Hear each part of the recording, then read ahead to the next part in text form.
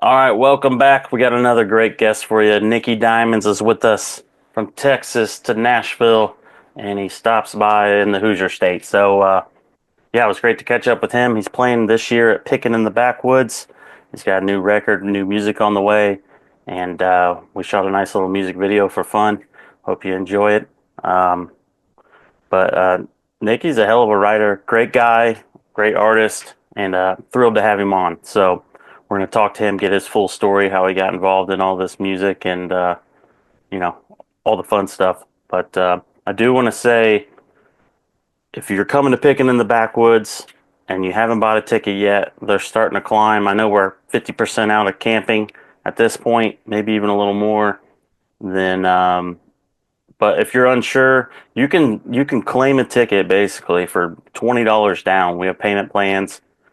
So go to pickinginthebackwoods.com. I got a link in the description.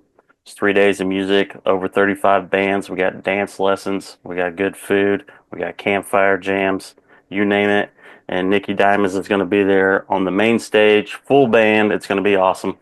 So yeah, that's enough babbling. Let's go see what Nicky has to say. Whenever you're ready. Okay.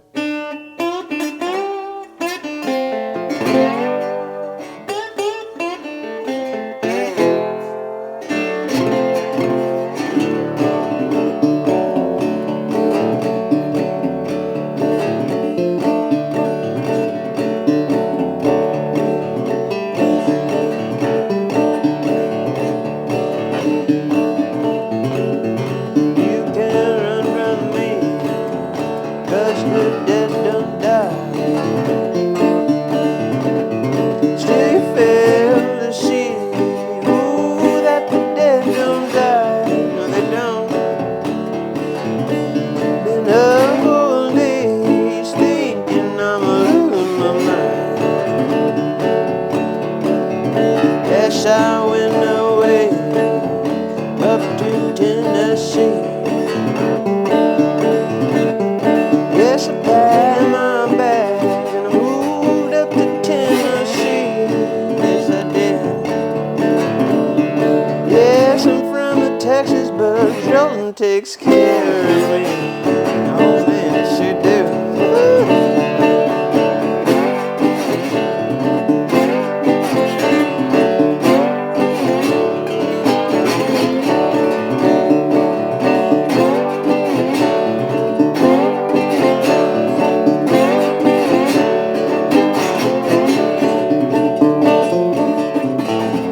There's a fire that burns, still the dead won't quit. Fire that scorched the earth, but still they don't give no shit. No, they don't, man, I tell you what. What's the point of living here? The dead just never die. I don't really know. I could head for the hills, back to where I'm from. Hide under a rock and load up all my guns. Yes, I really could. No money, nothing can kill what cannot die. You try real hard, but you ain't gonna kill another man, I tell you what.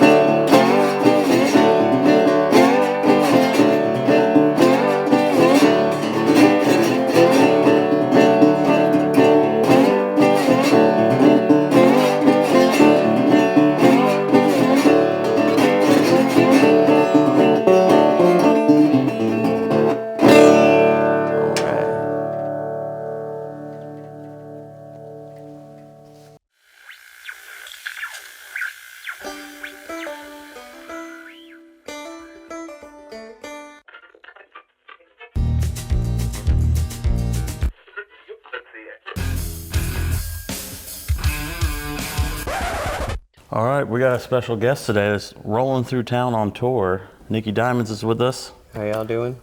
which I'm pumped to finally sit down with you and get your story, how you got in music, what your plans are. I've seen you live. I loved your live show.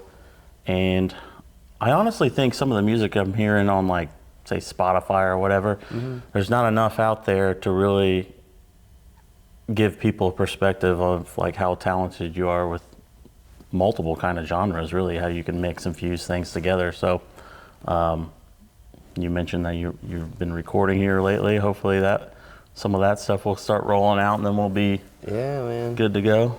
But yeah, like I said, thanks for stopping in. And you want to just give us the rundown? Like, how'd you get into music? Okay, so I got into music from, I guess it probably started just listening to my dad's old records. You know, he would, as far as I remember growing up, he'd start the morning off with some Skinner, and then it'd go into like Bob Marley. Quite the mix. Quite a mix, right? And then some Stevie Ray Vaughan, man. So those are like those are like the first three main artists that I grew up listening to, like a lot. My dad had this old Sigma Martin guitar in his room that a friend of his had given to him to, learn how to play. My dad's a harp player. He's a really good harp player. And but he never played the guitar, right? So I would, and my dad was always about, like, don't touch my stuff, man. Like, don't touch my shit. And he prided himself in his record player and his record collection. The best speakers, and so we'd get in trouble every now and then messing with his record players, trying to put the record in and scratching up the records and breaking his needles. And, so he used to get on us about that. But he had this old Sigma guitar in there, and I used to, I must have been, 4 or 5 years old, maybe 6, somewhere around there. And I'll go in there and I'd be, try to play the thing and try to mimic the songs that I'm hearing. And like I said, he never played the thing, so it had accumulated a lot of dust on the guitar. And he noticed my little fingerprints on there, and he'd be like, man.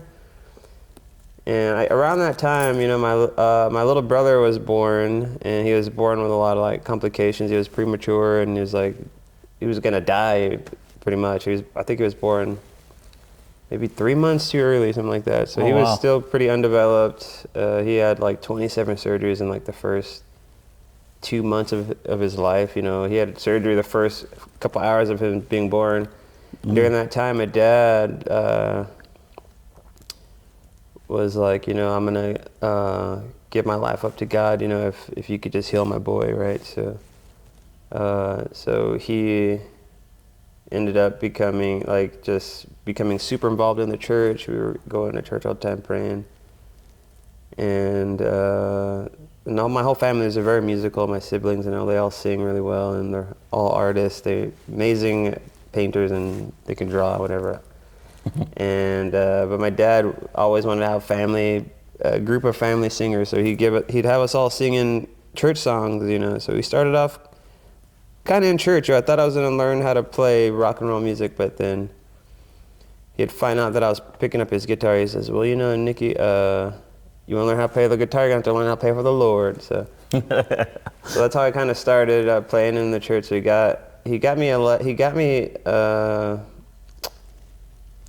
I got lessons from a guy that I forgot where they found this guy, maybe like on the newspaper or something. They found this guy to come and teach me a couple chords. But at that time I was already kind of like, I was itching to like play already. And this is down in Texas, this right? is in Texas, yeah. Yep. So he'd teach me a couple chords, and I'd be like, all right, I'll learn those, and I'll be back next week. By the time he came back next week, I had gone to the library and got a Mel Bay's book of guitar chords. And I'd learn like 5 or 6 more, and he'd be trying to teach me, and like I'd just be like, I'd picked up really quickly, and because I had wanted to be a songwriter, so I was like, I need to learn these chords so I can write these songs. And so yeah, that lasted about a month or 2 of him teaching me, and he was like, this kid I can't really teach him anything. He would come in there and we would just kind of jam out. And my parents are paying him just to come and jam out with the kid. So. So started there, and then my dad ended up becoming a preacher a few years later. Became an ordained minister, so he's opened up his own church, and then I would lead the worship guitar. It was a real old-timey kind of Southern Baptist church, so it wasn't a whole lot of anything, just guitar, maybe a tambourine, you know, and so yeah, I mean, that's how I kind of started out, and so yeah, I would say, you know, from my dad's bedroom to the church, you know, to my bedroom, so kind of that's how I started playing guitar. I was always writing though, you know, even as a young kid, you know, I'd get the best grades in English class and in writing, you know, in history, because I loved history. I loved storytelling. I loved writing. So I was always writing stories. I always had great grades in that field. And so I think it was just like a means to another thing. Like I want to be able to tell stories and sing them. Though I didn't really start singing publicly until I was about 18, because, you know, everybody in the family, they all sang, and I kind of just played the guitar, you know. Yeah, I didn't really sing, you know. And I think I only started singing. I was just too scared to sing. I had a really horrible stage fright, but I didn't mind playing the guitar and just kind of laying back. Yeah. But I was writing songs throughout that whole time. And yeah, I would say that's probably how I started, and you know, the rest is history. I've been touring and playing music now for, probably 20 years, you know, give away my age, almost around 20 years, 19, 20 years since, I mean, more than that, since I was, you know, 5 years old. I'd say I wrote my first song when I was 12 years old. And, yeah, just been ever since, you know. Yeah. And That's cool. There's so many people I've had on the show, and I already kind of knew it, but it seems like more and more, like so many people got into it through the church. mm-hmm. You know, whether it be singing or picking guitar or whatever. But Yeah, I think it's a good way to, I think it's a great way to kind of start in music, because you kind of start with a lot of, what is it? You know, I was a pastor's kids, and they always said the pastor's kids were the worst. Like we were bad. We wanted to sin the most. But I think you learn music and you approach it from a place of like, what's the word I'm looking for? Oh shit! I always forget the word. You know, you're new, so it's fresh. You're very. We were kind of sheltered, you know, from a lot of things. So, and I think it helps you to be more creative when you don't have a lot of these influences kind of pouring in. You know, my dad got rid of his record collection after he became a preacher, right? So I wasn't allowed to listen to what they call it, worldly music, secular music. And so a lot of the ideas that I had were, a lot of them were kind of my own, or you know, people always say you kind of play weird, or your timing is kind of weird, and your counting is weird. I was like, well, yeah, I mean, I missed out on a lot of like learning. I guess a lot of artists we learn by, we imitate. That's what humans do, right? So I think playing music in the church can be good, because like I said, you come from a place of I don't even forget that word. Just, you know, you're kind of sheltered and from, you know, a lot of things. it's kind of like you just become in tune to something that's not really part of your everyday life. So when it happens, you're just kind of like focusing, really. Yeah, you're real dialed in, and yeah, man, I think, I know a lot of folks too that, especially in like country and blues and that kind of folk music, a lot of folks I've met a lot of folks, that learned in church, that started in a church, and I think that generation we might be the last of that generation. You know, people aren't going to church as much. I guess. I mean, maybe they are. But yeah, you know, I'm happy. I'm proud that that's kind of my upbringing in music, and it started there in the church. And I ain't got nothing wrong with church, and some folks do, and that's fine with them. But you know, I don't see a lot of horrible things happening in the church that I grew up in. So I think it really was a good way for me to start my journey into music. Yeah. Yeah. So you mentioned before you rolled into town here, you've been recording down in Alabama? In Alabama, yeah. I've been recording down there at this spot called the Alabama Recording Company.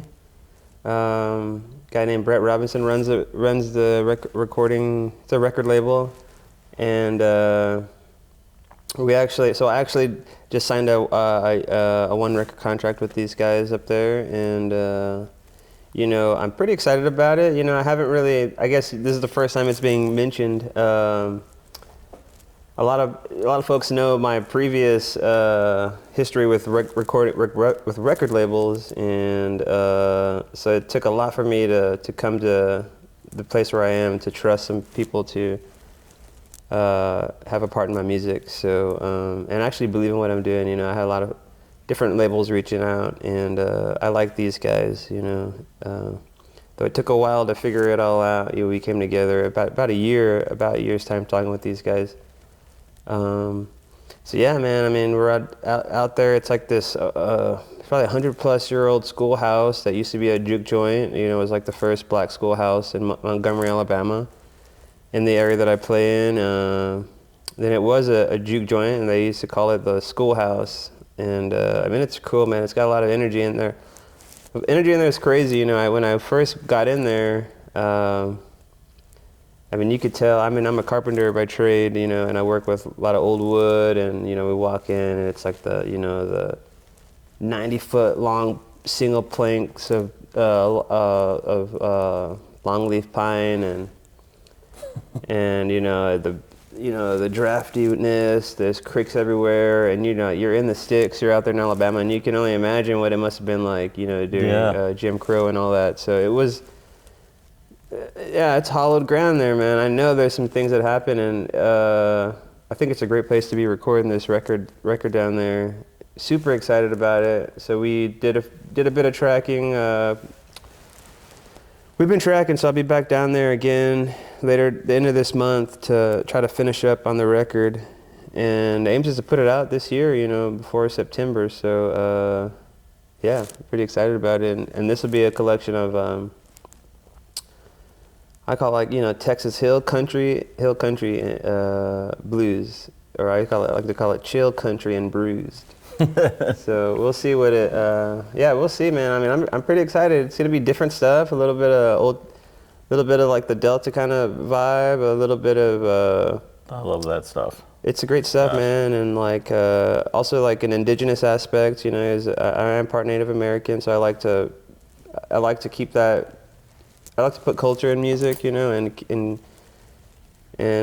just try to represent, all parts of who I am, and so it'll be a little bit of everything, some gospel kind of sounding stuff in there, yeah, man. I'm just trying to get people to. It's fun playing this kind of old-timey stuff because you may not have. Some folks may not have really ever heard old-time country blues like that, the way I might play it, which I play a little differently, but. I try to stay true to the blues tradition in that sense, because blues is very regional, depending on where you're from. And so yeah, it's always cool to see the different people's reactions after playing a set, whether it's like older folks, which always really love the stuff and are happy to hear it again, or even younger cats that are like, oh man, I love that. I love what you're playing. I love what you're doing. And I get to tell them, hey, well, check this guy out. Check these guys out. Check out Abner J. Check out LB Lenore. Check out anybody that is blind or whatever at the end, beginning blind. Anybody, it's gonna be hidden. So like, yeah, man. Yeah, I love. You talked about history. I love the history of music, really in general. But like, even just like the juke joints that you mentioned, like. I think the last one still standing, is that the Blue Front? I think so, yeah. I've stopped in there and read about all these places, and music's never going to be like, unless a new instrument comes about. It's always just like a rotating wheel, something popular, and then it kind of fades away. No one really paying attention. This new generation comes out, and then it's cool again. And the blues, I feel like, is always going to be like the heart of that, man. Like I think so. It's mixed in with so many different genres, and I think it's the most, as far as you can be as technical and perfect on whatever instrument. It's the most like human element of feeling within music. Man. So that's why blues history in general is. Yeah, I think it's very forgiving. I think it's true American music, you know, like blues and jazz, like, you know, like some of the roots of our music comes from, you know, blues and like old work songs. And I've been reading this really cool book about the history of blues, and you know, they take it all the way back to West Africa, which is cool, you know, and a lot of great authors and writers and people are a part of this book, but yeah, they talk about that, man, just like, you know, right, there ain't nothing new under the sun, right, as they say. And but for the blues, it's like it was kind of something new that just kind of sprung up out of a lot of turmoil, and it was like a lot of different things just like forced this type of music to come out. And I feel like though in the past it's been like commercialized and abused, and you know, I've heard from some folks that they like, oh, I like the blues, but I can only listen to it for so long because it's just so repetitive. It's just like a lot of the music that we listen to, you know, can be that way. And I think if you approach blues in a way where, you know, it's just specifically for, you know, the aesthetic of how the blues should sound. You know, I played with blues cats up in Chicago recently. And, you know, I hopped on this little open jam that they have on every, I guess, Sundays at this place called the Kingston Mine. It was a really cool venue. And, you know, there's a long list, and they just pick it's like drummers, bass players, you know, guitar players, keyboardists, and you all sign up, and the vocalist, guitarist, and this guy Steve Wheeler, he just kind of picks whoever and puts together a quick little band, and then they jam 2 songs, right? So That's cool. it is I cool. like that. It's cool, man. But what was weird for me is because I don't play blues standards. I don't play blues a stereotypical way. I play blues my way, you know. And I think a lot of my favorite blues players did the same. You know, they played their own. Sure, there's like a method to playing the blues, and a lot of folks back then were learning how to play the blues, you know, from other folks they were watching. They, you know, traveling farmers, sharecroppers, going from plantation to plantation, these hidden juke joints here and there, and they would see a way like Charlie Patton's playing. Oh wow, did you see that man hollering up there like Charlie Patton down there in whatever part of Texas he's from, or wherever part of Mississippi, and I think it kind of was like more this like trading, giving back and forth, and it was weird to see. Not weird to see, but part of me is probably I think I'm just too in depth. I'm thinking about it too much. But it's like, you know, you see all these cats come up here, and some people play the blues, man. You could tell they got soul, man. But sometimes it just becomes like how technical and how. Yeah. And I really like. I feel like there's a blues resurgence coming, and I want folks to understand that it ain't just about how much you can rip and shred, but you know, they were telling real stories back then, man. Like they were hurting back then, you know, and like you said earlier, like it's like a whale, man. History just repeats itself in different kind of ways, and so does music, right? And so I think we have a lot to. People have a lot to have the blues about nowadays, you know. People can't eat. People can't afford to travel down the street and get food for their family. They can't get health care. The people are dying at home, you know. People's rights are being taken away from them. And, you know, there's a lot to sing about. And there's a lot to have the blues about right now, you know. And so I'm trying to get back to a place where I can, you know, I try not to be too political, but I want to tell stories. And I want to tell stories about my life, about, you know, and it's everybody, we all go through like literally the same thing, you know, no matter who, what color, race, creed you are, you know, you've had your heart broken, you've been let down, somebody hadn't liked you for some other reason or other, you know. Yeah, some level of trauma grew up with or whatever.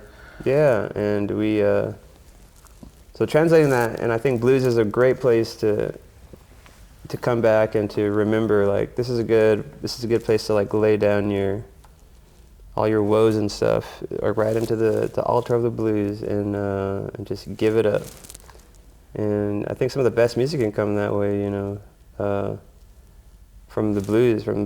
So, and I'm in that era right now. I was doing the country thing, which I still do. I still do country and blues, and I think moving out to Nashville was kind of like an eye-opener for me, because everybody's doing the country, right? And I'll go to a show and it's like, 5 bands, and you could tell which band was which. It was all Yeah. just sounding like the same thing. And some of the guys are great. All the performers are great, amazing folks. But not to take away from their craft or whatever they're doing. But it's just like sometimes I feel like we're not being present at what we're doing. And as a musician for myself, I want to be able to stand out and just to show some people who I am. And I don't want to try to be like anybody else. And not to toot my own horn or to sound egotistical or whatever, but I think just to try to inspire other folks, like, hey man, like there's a whole lot of other stuff going out there that we can do, Even the country stuff I do, it's a little different, I like to kind of mix it up, and half the band never played country music in their life, which I thought was fun. My drummer, he comes from a hardcore metal background, and That's me. Right? Yeah, man. Most great drummers come from that background, and like they're my favorite drummers to drum with, man. Like, if you're playing They're hardcore, not too hard though. huh? I hear sometimes some of them guys are like, "Hey, you're just supposed to keep the tempo. You're like blowing out the band or the honky tonkers." He's like, Right, lay on them. See that? I love that. I tell my drummer, lay on them damn things, man. Come on, hit their drums, dude. Beat them damn things, So I think it just depends, who it is. I like jazz drummers and metal, like hardcore drummers are fun, man. My guitar players they're jazz guys, prog guys, and so it's just kind of fun to like look at it from a different perspective. Like, yeah, it's country music. This is a chords, this is a melody, and let's have some fun. Yeah. And I don't try to.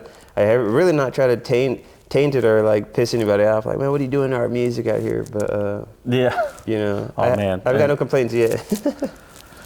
Yeah, I'm sure in the blues field especially, I mean, there's obviously flexibility, but there are the chords and the runs that everyone knows that should be in standard blues. But more than anything, like traditional bluegrassers, you're going there and mess up something that's not how Earl Scruggs played it. What are you doing here? Like, Don't touch Scruggs, man. Cut it out. Yeah, that's funny.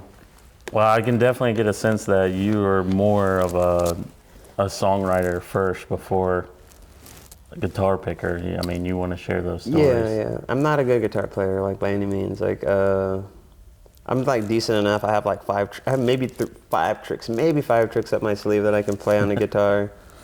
And that's just where I'm at. It was funny. I was at that blues jam up at the Mines, and they got the guys up there just shredding up there, and I'm like, dang man, I can't do none of that. But I pulled my dobro. I was the only one that brought my old dobro, and I was like in open G tuning, and and I do like a hill country blues type of thing. I was playing this tune that I have called the Joltin' Blues, and it's got a little country feel to it. And one of there's this really famous bass player up there. I forget his last name. His name's Larry. I want to say Wilson, maybe. I mean, the guy could play the bass. Like, I had never seen nobody play bass. I mean, he makes Victor Wooten look like just a child, really. And he's played with everybody. But he was, so the bass player he was vibing. He was loving my stuff, man. But all the old head blues cats were just kind of there, like, what is this guy doing? Like, that's not how we do the blues. And he was even telling me after the show, he's like, you're my favorite guy from the night that played, because anybody could do this stuff, but like it takes an artist to just try something new, so Yeah. and that's what makes it fun.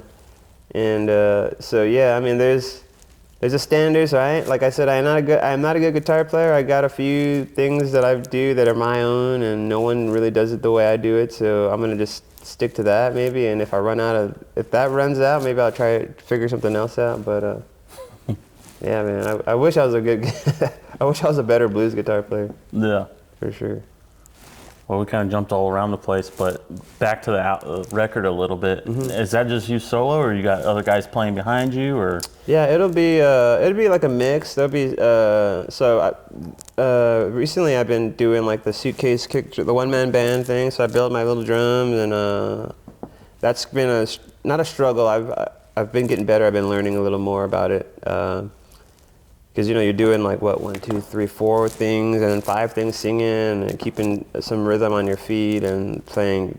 And I have a weird strumming pattern, and I play kind of weird. So it's been a learning experience, but it's been fun. And it's also like 'cause it's so expensive, to have a band everywhere. So Yeah. when we go in the studio, I was like, well, I don't want to put something together that's just too produced because I can't afford to bring a whole band. And if the record's kicking, and it's like. Yeah, but Nicky can't afford to take the guys out to recreate this. So it's gonna be a cool balance of some more solo-ish stuff, the kick, and then I'll have and it'll be a few tunes with like a fuller arrangement. So I mean it's gonna be good. It's gonna be fun. I mean I'm pretty excited about it. No doubt about it. Yeah. Yeah. And vinyls be made? Yeah, we'll have vinyls. We'll have Oh, yeah. we'll have all the stuff. We'll be mass distributed, and we'll get the records out, and so I'm excited to finally get some wax printed up. And Yeah. I don't know what happened to me, but at some point I just went down that road too. It got popular again, and it was like, my collection was hand-me-downs from my grandparents, Nice, both man. sides. Nice. They've been sitting around, it's like, I can't throw my grandma's Elvis records away. Oh man, no way. So they were sitting there and just like, now I got a shelf full of stuff. Nice. One came in the mail today, and Heck yeah, man. I just love it. Yeah, I think it just sounds better on wax. I mean, and the ritual of taking it out and looking at the artwork and placing it in there. I think that's where it got me. Like I was telling you, I went to art school, so you got the large, what is that, 12 by 12 square of whatever album art. And then, with everything else, either the radio or you're streaming something on a computer or your phone, you can hit the next button too easy. Yeah, too easy. And when you put a record on, you are not forced, but you're pretty much going to listen start to finish and just get the full vibe or what that artist might even wanted you to go through as a more of an experience than just like, hey, listen to track number 4, and that's it. It's like, especially in a concept album, that's the best way. It's a bit, and you want people to, and there's something about it, just getting the record, looking at all the album work, reading the thank yous and whoever was involved in it, having to flip the thing over and get the needle on just right. Like I said, it's like a ritual, right? So yeah, I always thought it was like the most amazing thing, to have a record player. And I've had one most of my life, I had a really beautiful collection of 45s that I loved. And I had this old, I forget what this player was. This is an old record player from the 50s. Back when you used to be able to buy that stuff for like $20, at like a Goodwill. They were just trying to get rid of that stuff, man. And I used to go in there. Oh man, yeah, so much stuff I had. Living life as a musician and traveling, sometimes you can't afford to keep all the stuff that you want. So I sold a lot of stuff that I had that I wish I could have held on to. And during a moving process, I had my whole record collection stolen out of a storage unit that I had. Oh my gosh. And I don't really talk about that much because every time even my heart just bumped real hard. Yeah, you want to forget that one. Oh man, old records in there that I got from my dad. My dad gave when he became a preacher, he gave his whole record collection away, and he was so proud of that record collection. He had a lot of records, hundreds of them. And my dad ended up giving his whole record collection away to my neighbor, Mr. Martinez. I went over there and I was like, "Hey man, can I get a couple records, just like the favorite ones?" I think I definitely grabbed a Stevie SRV record. No, I grabbed some Hendrix. My dad probably been mad about. I think he had a Judas Priest record in there, which he probably was not happy that I got that one. But I got a few records in there, and then I had I used to go to estate sales back when records were still pretty cheap. People were just getting rid of stuff, man. I remember going in there and just paying like $50 for like 500 records probably, and like a lot of amazing jazz, and just like my 45s are my favorite 45 records because you just be able to put on one song, right, and then flip it over to play the other one, and there'd be songs that you want to listen to over and over again. I had this really good Marvin Gaye. My favorite tune that he sings, Sad Tomorrows, favorite record player. But anyway, I was in the middle of a move, and I was moving up to El Paso. I had to put some of my stuff in storage, which I had to put all my records in storage because I was afraid of travel up there with all the heat, and I didn't know what was gonna happen. Didn't have a place ready yet, so I wanted Yeah. to make sure my situation was right before I brought my records up there. And yeah, man, that storage unit ended up getting broken into, and so yeah, I got all my records stolen out of there, and it hurts my heart. You know, I think about that, I'm just like, damn, dude. I mean, I swear there was some nights I would cry over that. Yeah. I would just wake up crying like, dang, man, what the hell? You know, some of those were like first edition records. Like Jimi Hendrix first pressings. You know. Really? Oh So wow. I got a couple of those Hendrix records from. I used to be married when I was really young, in my early 20s, so rather young. Anyway, but I got married real young, and my suegro, my father-in-law at the time, had a bunch of records that he used to listen to. And this guy worked for the Border Patrol. He was like high up in the Border Patrol, worked for the government. And I guess he wouldn't listen to a lot of music. And I was like, hey, you want any of these records? And no, you could go ahead and take them. I mean, he had records in there that he probably had no business giving me, right?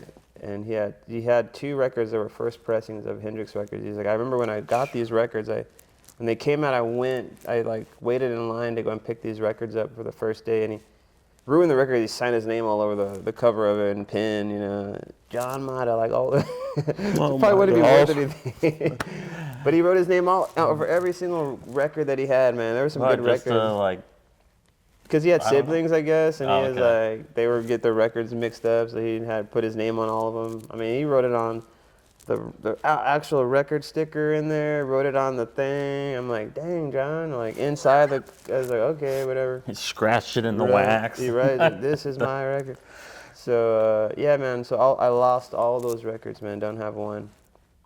Gosh. And so I've been slowly trying to rebuild my record collection. I think after I lost like that, I was like, I'm just gonna wait till maybe one day I'll start making a lot of money and I can go out there and Recoup. just recoup everything that I lost. But a lot of hours, spinning in record shops looking for old Delta Blues records that I'll never see again. That you can't really find them, or I mean, I have to get a new pressing. And I think the history of just where the vinyl's been, where's the cases been, how it's all beat up, just like all that has like Adds something. to, It adds yeah.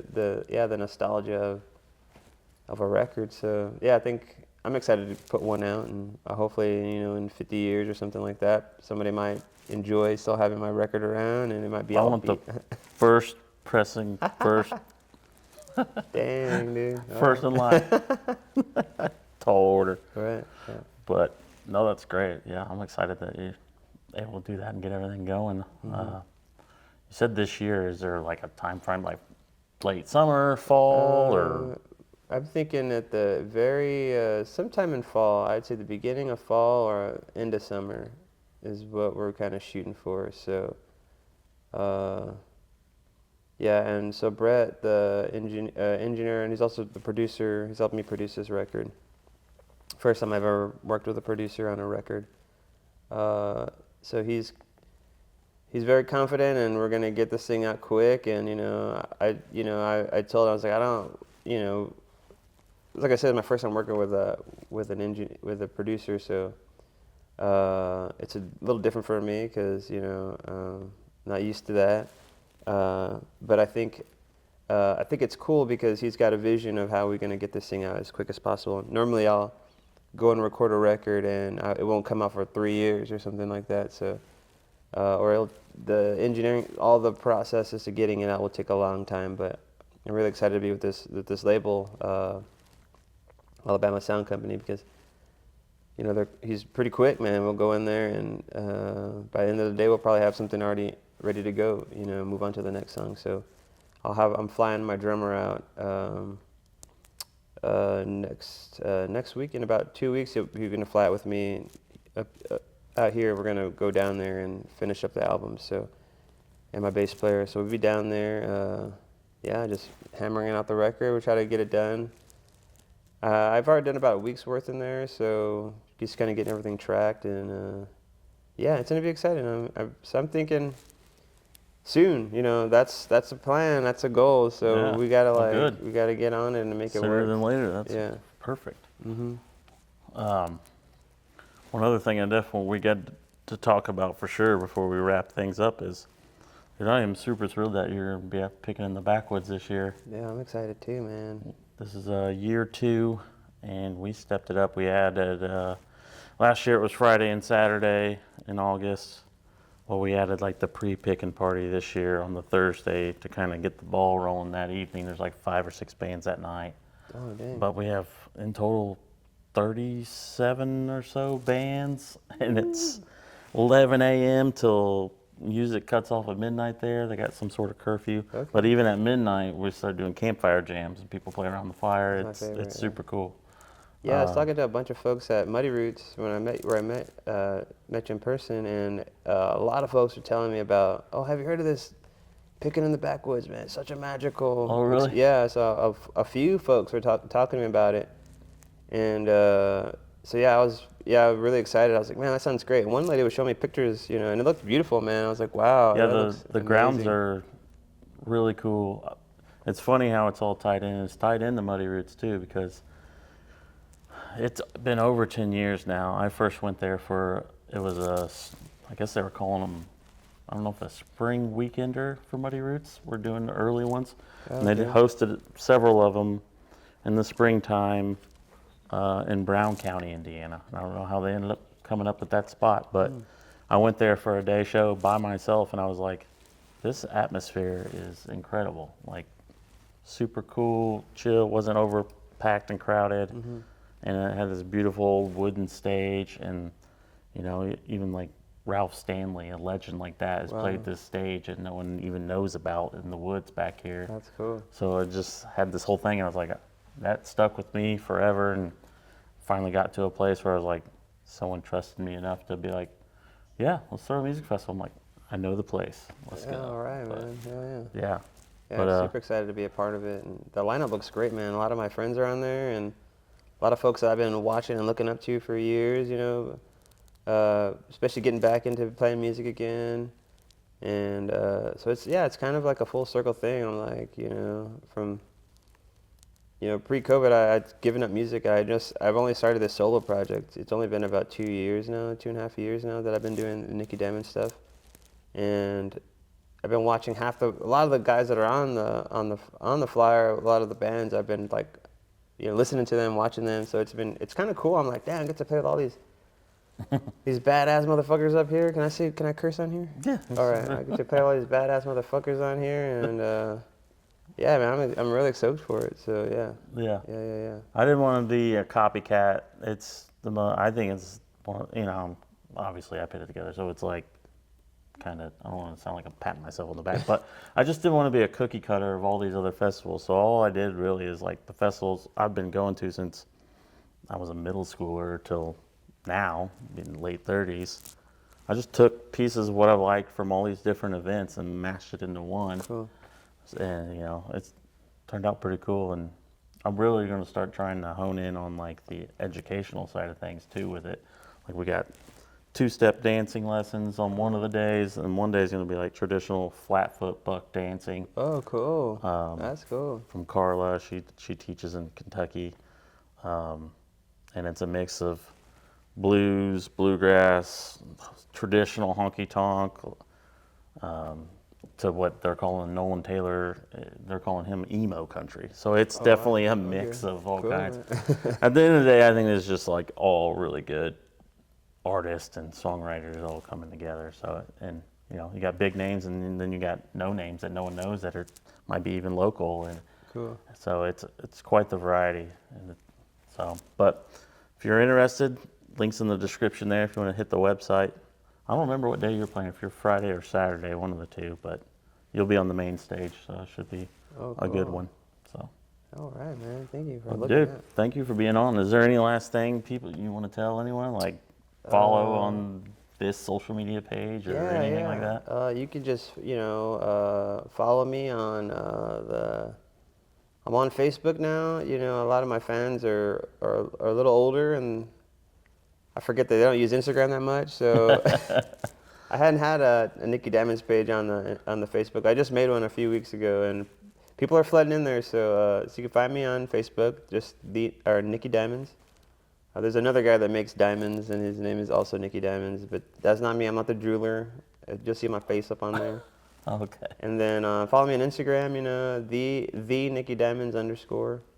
And then yeah, check me out on Spotify and Apple Music and all the streaming platforms. A title would be great because they pay a little bit more, and I'm trying to push people to that platform. But yeah, man, I'll be around. I'll be somewhere. I'm always on the road. So keep my website, the Nicky Diamonds Music, and you see all my tour dates. And sometimes I update my flyer and write some shit in there to I don't know tell stories or whatever. But yeah, man, I got Snake on there. You can play Snake if you know what Snake is.